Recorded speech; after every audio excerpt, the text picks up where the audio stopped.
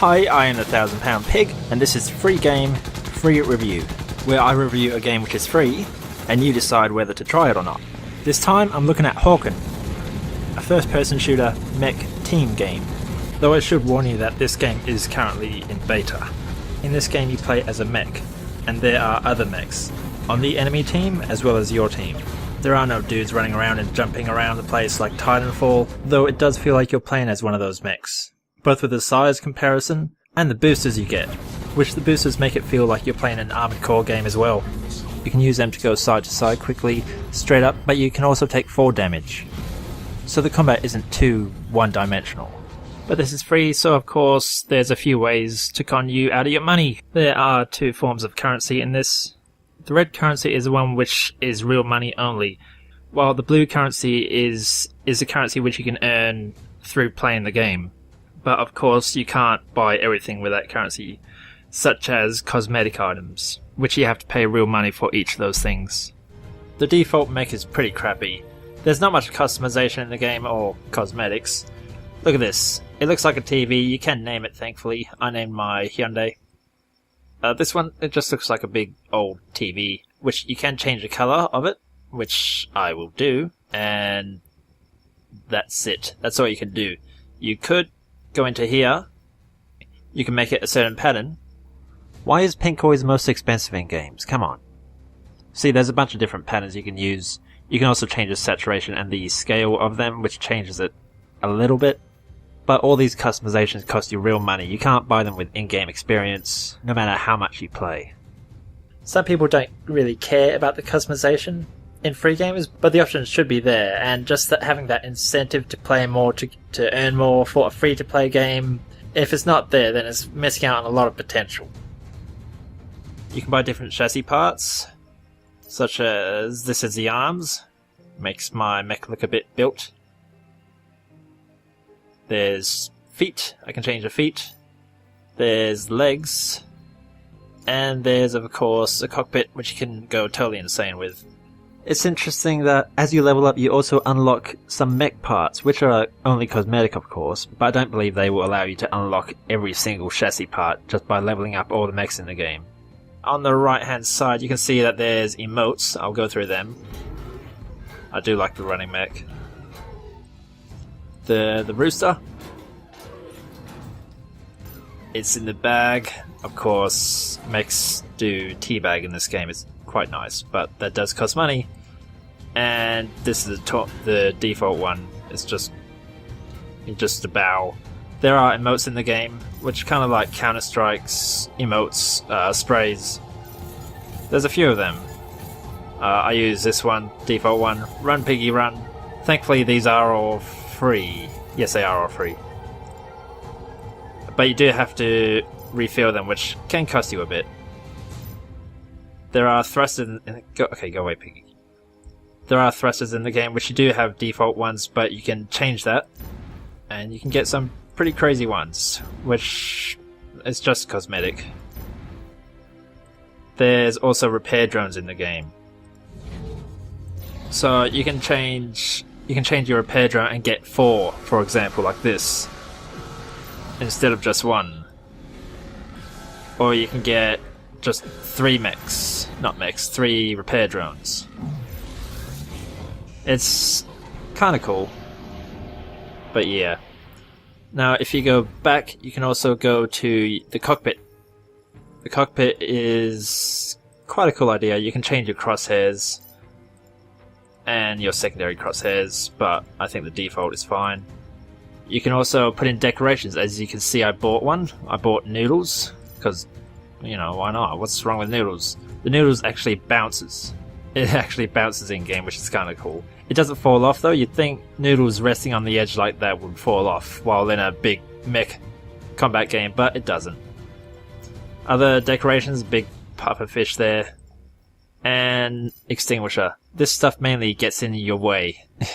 You know, in a combat game, these things are in the way. You know, you think they'd put customizations, I don't know, down here or something, but yeah, these are definitely in your way.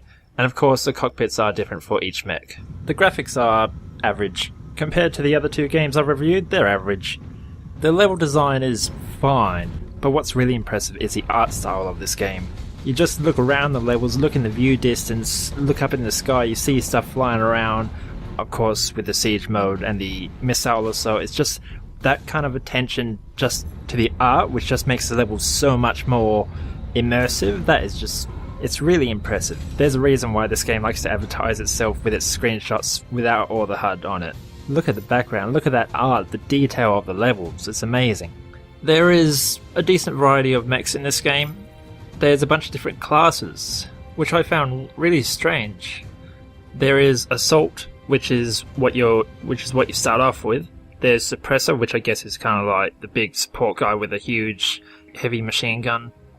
There's Assassination, which those mechs are really good at burst damage, and sometimes they even have close quarters weapons like fists, because not all mechs have that. Most mechs just have a rocket launcher and a machine gun or a shotgun. There's Range, so sniper mechs. There's Brawlers, which are kind of like the tanks, the big tanks. They even have a special mode which they just transform and they look like a tank, almost. Well, kind of, they look like a big moving wall, but not so much a tank, but you get the point. And there's support mechs. These support mechs are kind of like the medic of the group. They can run around healing other mechs. But besides this, there's also other mechs which can use special abilities such as stealth. And just general mechs, which are meant for scouts, so they're very light, but they're very fast. They have great boosting capabilities, very, very flexible. So even though this is a mech game, it is a team game. It is a very team-based game. The gameplay in it doesn't play like a usual mech game, which, if you're by yourself, you will get smashed. They'll just overwhelm and surround you. It is a team game. Oh, got a nice angle here. Oh crap, where's my team?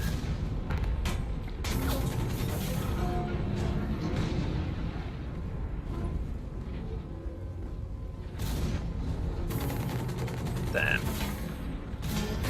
No, he repaired himself. No. Well, where'd my team go? They were around the corner just a second ago. Ah. So you need to stick to people in this. But thankfully there is a minimap down the bottom left hand corner, which once you fire a weapon or your boosters, you will show up on that map. So you can be stealthy in this. I think a good way of playing it is just forget you're a big ass robot and play like you're an actual little infantry person. Like if you take damage in this, you do feel it. You know, it doesn't feel like you have a lot of armor on, no matter what mech you have, especially when there's multiple mechs shooting at you. But thankfully you can repair yourself. You just find a quiet spot, press C, and you have drones which come out and repair you. This does make you a sitting duck, so if you do this and the other team finds you, they'll make you pay. There are a few different modes you can play. Besides co-op mode where you can play with a friend against bots, there's 4 main modes. There's Deathmatch, Team Deathmatch, Missile Assault, and Siege. Siege is probably my favourite. There's 3 points to capture. One of them is the anti-air, and that anti-air that will go up in the air and shoot the enemy battleship. Oh, look at this. That's the anti-air. Beautiful. Oh, just did so much damage to it. But you can see that battleship fly overhead as you fight on the ground in your mech, which is pretty cool. And the other team has a battleship as well, so there's just like both teams running their battleship into each other as the battleship fights each other in the skies above you as you play on the ground. And each team has a base which the battleship shoots at. And that AA, controlling that AA helps destroy the enemy team's battleship. Pretty awesome. And the corpse just disappears, it seems. So it's a pretty cool mode, and it's pretty impressive once the battleship, but also when the base gets destroyed as well. It's nice just to have that stuff up in the sky so you can actually see it, instead of just numbers and a scoreboard. So Hawken seems to be setting up a pretty decent world, set in a dystopian future when not many humans are alive, and they have built walking tanks to fight over resources. A lot of attention has been given to the different modes, and the art of course, and the backgrounds, but apart from that there's just no immersion. When you take damage in your mech, your camera doesn't shake too much, the lights don't beep everywhere, cores don't come loose. There are a few effects, but nothing's really dynamic, you can't interact with that. But that suits the style of the game, it's more fast paced and less tactical. if you get hit, it hurts. Same with your opponent. You just hit them anyway. You don't need to... There's no big cooldown on weapons. You don't need to line up and aim carefully, aim for the head or anything. It's just find a bad guy, shoot, and then find the next one because that first one is dead. That's not very technical, but because it is a team-based game, it is basically a Zergfest. Your numbers win games. But this is a mech game and it doesn't sound like it. You're a huge machine and you can hardly hear any sounds going on.